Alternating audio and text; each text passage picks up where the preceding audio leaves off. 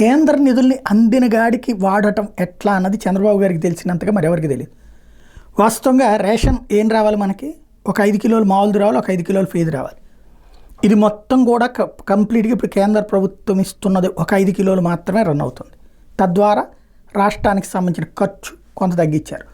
రెండవది వచ్చేటప్పటికి ఇప్పుడు కూడా రేషన్ కార్డుల్ని తగ్గించడం ద్వారా అది కంట్రోల్ చేసే ప్రయత్నం చేస్తున్నారు. అదంతా ఒక ఎత్తు అయితే సూర్యగారు తన కుప్పం నియోజకవర్గంలోనే దాదాపు 40-50 వేల మందికి కనెక్షన్స్ ఇప్పించడం ద్వారా కేంద్ర ప్రభుత్వ పథకాన్ని సద్వినియోగం చేసుకుంటున్నారు. తనకి వ్యక్తిగతంగా అంటే తన నియోజకవర్గంలో తన ప్రజలకి ఒక ఫిక్స్డ్గా ఇన్కమ్ వచ్చేటట్టు చేయడంతో పాటు ఒక తెలివైనటువంటి ఎత్తుగడ చేసుకెళ్తున్నారు.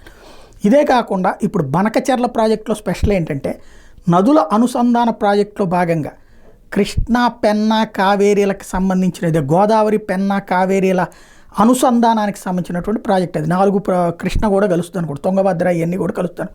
ఎందుకంటే టోటల్గా 5 నదులకు సంబంధించినటువంటి అంశం దీంట్లో ముడిపడి ఉంటుంది. దానికి కేంద్రమే దాదాపు డబ్బులు ఇస్తుంది. దాదాపు 40,000 కోట్ల రూపాయల దాకా కేంద్రమే ఖర్చు పెట్టుకుంటుంది.